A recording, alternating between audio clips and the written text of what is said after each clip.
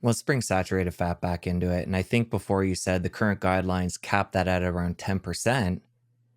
For somebody who begins to lower the carbs, include more animal protein in their diet, they're naturally going to begin to consume more saturated fat.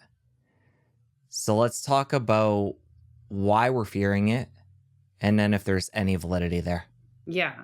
Well, this is kind of my sweet spot because my book, which came out in 2014, The Big Fat Surprise, the main argument in that book and really broke that story for media all over the world was saturated fats have been unfairly villainized and do not cause heart disease. I mean, I was in the Wall Street Journal and the New York Times. I mean, that was the beginning of that story, which is for the first time, I put together all the evidence showing like the historical record doesn't support it, the clinical trial record doesn't support it, and I go really tell the story of Ansel Keys. So, you know, his him being, he's a pathologist, a physiologist, sorry, at the University of Minnesota, who proposed this theory that saturated fat and cholesterol cause heart disease called the diet heart hypothesis. I wrote about President Eisenhower's heart attack in 1955, which really focuses the whole nation on the question of what causes heart disease. Really, nobody knew. There were a number of competing theories, like maybe it was vitamin deficiency, maybe it was the increasing amount of auto exhaust on the roads, maybe it was the type A personality where somebody just like runs around screaming at people and then has a heart attack. But into that vacuum of knowledge and information steps Ansel Keys and wins over doctors and others. He was a very aggressive personality. He would argue anyone to the death. I describe the ways in which actually bullies other scientists who disagree with him. He's able to get onto the American Heart Association and swing the whole nutrition committee around in a single year to basically uh, to support his idea. So the American Heart Association becomes the first group anywhere in the world recommending that people avoid saturated fat and dietary cholesterol and instead consume seed oils as a first measure of protection against heart disease. That was really the acorn that grew into the giant oak tree of advice we have today. And then I go on to describe how people around the world recognize that there really wasn't much evidence for this recommendation. There had been this very famous study called the 7-country study, but it wasn't even published yet. And that was a study that showed association only, not causation. Experts recognize the need for an intervention studies, clinical trials. So governments all over the world took up the call and launched huge, like just we couldn't even think about doing a trial this size today. Huge clinical, randomized controlled clinical trials in England, Australia, Norway, United States, looking at this hypothesis, Ansel Keys' hypothesis. So those experiments typically would feed one group more saturated fats. At the time, 18% of calories of saturated fats was considered normal. So that's what that group got. And the other group would get soy filled milk, soy filled cheese, their equivalent of the Impossible Burger. And they would follow these groups. And, some of the experiments were quite long and followed thousands and thousands of people in the one funded by the NIH. It lasted 9 years. At the end of this, all these experiments concluded no effect of saturated fats on cardiovascular mortality or total mortality. So people didn't die earlier because they were having a high saturated fat diet. And the vast majority of them showed no effect on any kind of cardiovascular event. So heart attacks, strokes, whatever. An inconvenient finding that I surfaced in my book was that the folks on the vegetable oil diets died at significantly higher rates of cancer in 6 of those trials. And that was actually so concerning to the NIH that they had a series of high level meetings throughout the 1980s. I mean, where Ansel Keys was invited, his colleagues were invited, and they were trying to figure out, like, why is it when people lower their cholesterol on these seed oils, do they die at higher rates of cancer? ultimately they couldn't figure it out, and they just said, well, reducing saturated fats is so important for heart disease, we're just going to sort of ignore those effects on cancer. So that's, clinical trial evidence. I mean, ultimately, some 76,000 people were tested on Ansel Keys' hypothesis, and the results were null. What we call null, meaning no results. And like, there has no hypothesis in the history of nutrition has been tested as much as the diet heart hypothesis, and yet they couldn't prove it to be true. And there's a saying in science, like, if you throw a lot of money at a hypothesis and you can't prove it to be right, you're very likely wrong. But what happened? Those results were not absorbed by nutrition experts, by our policymakers, by any institution. Instead, and this is what I also documented and discovered, they were ignored. They went unpublished. The researchers who led them, in one case, in the most important study in the U.S., the Minnesota Coronary Survey, the lead researcher on that didn't even publish his results for 17 years, which, in science, not to share publicly funded data is a kind of lying. When he was asked why he didn't publish his results, he said, well, there was no problem in the way there's no problem in our study. We were just so disappointed in the way it came out. So, so the result was that these clinical trials were never absorbed in the nutrition literature, or they were misinterpreted. When I first encountered these trials, people would cite them, but as if they supported this hypothesis when they didn't.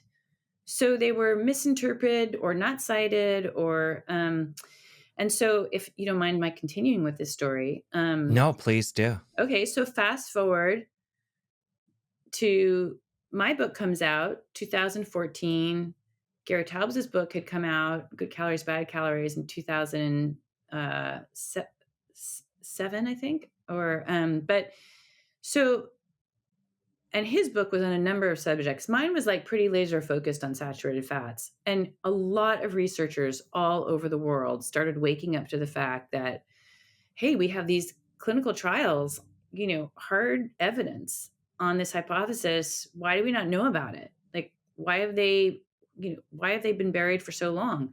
So then we had, like, I would say, like, a renaissance in the scientific literature on saturated fats. From 2010 to today, there have been 24 systematic reviews and meta-analyses of these original trials. We call them the core trials. And nearly every single one of those systematic reviews has concluded that saturated fats have no effect on cardiovascular total mortality and little to no effect on cardiovascular events. Saturated fats seem to lower people's risk of stroke. And therefore, there is zero evidence. There's insufficient evidence to continue our cap on saturated fats.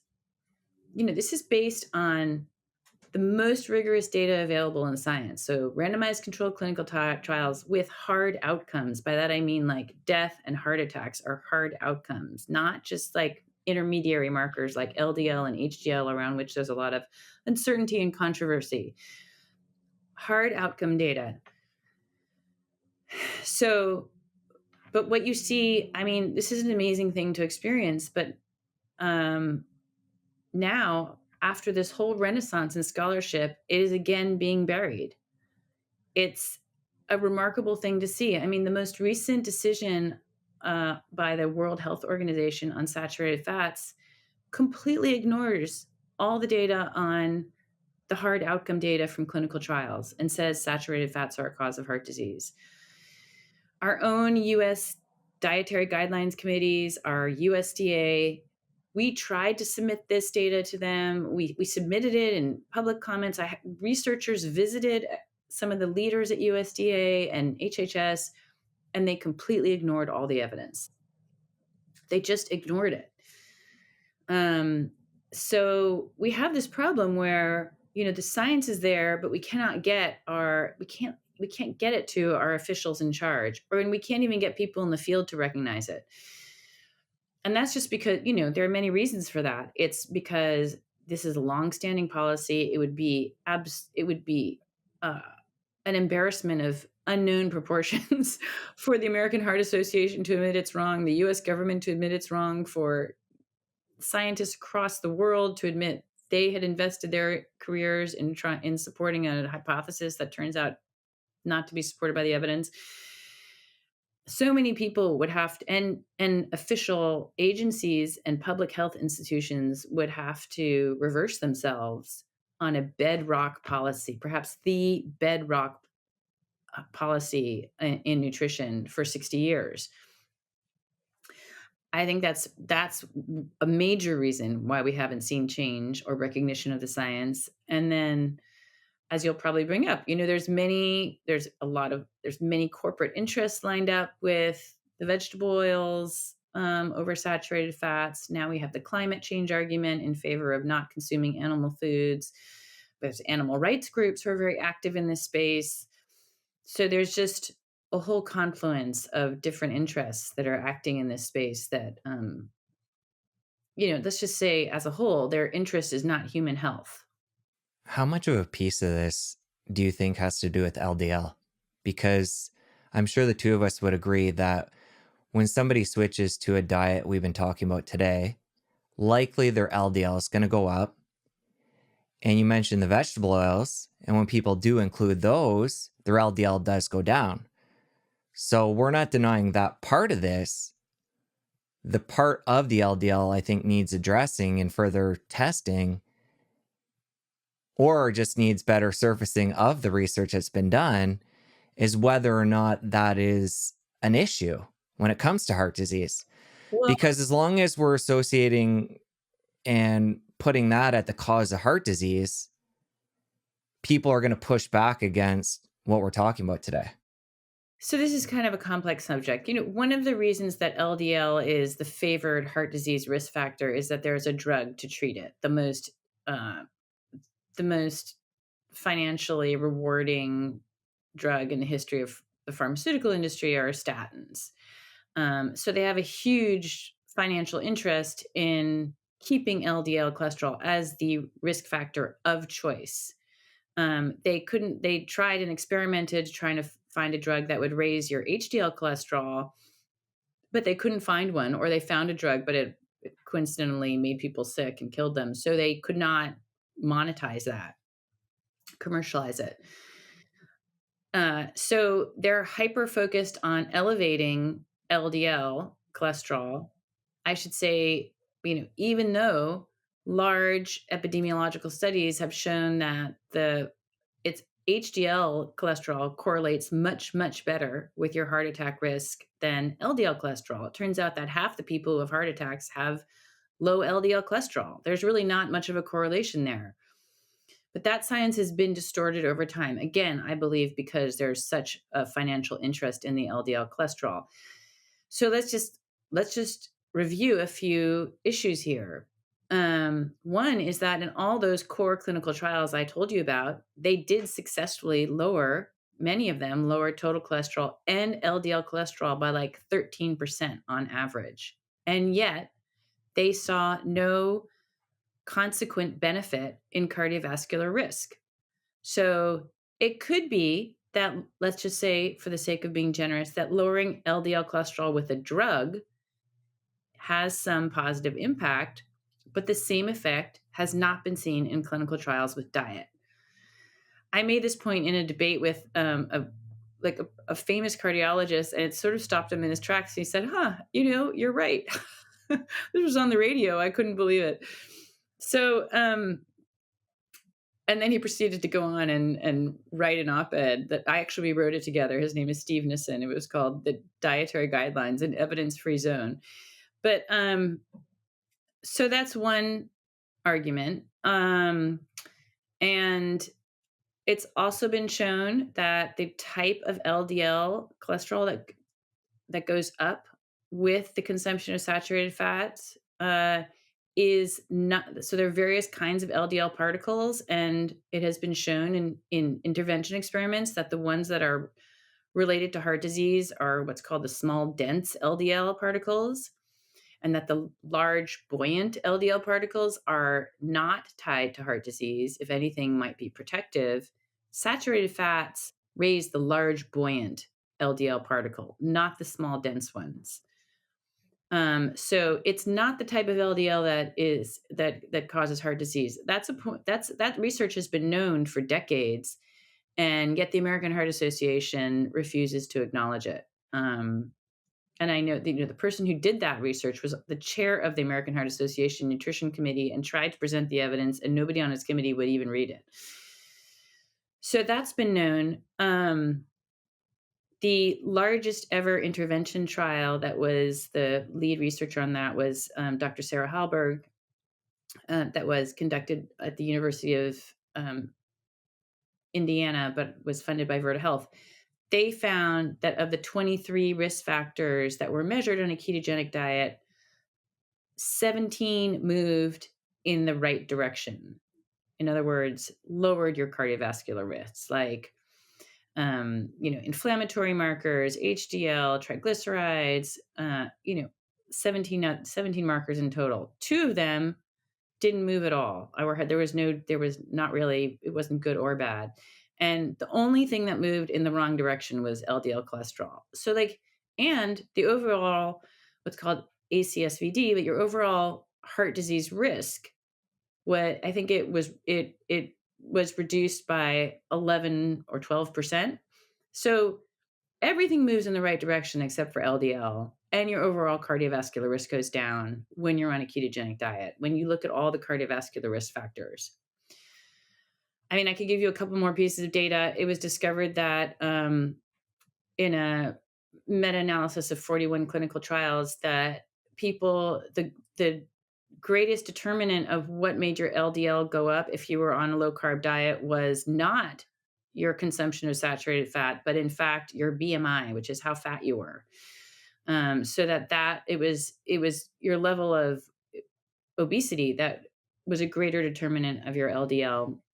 And finally, I'll just say that in people, there's something called a lean mass hyperresponder, which is our lean people who go on a very low carb diet and see their LDL go way up. I mean, really into what people consider the danger zone.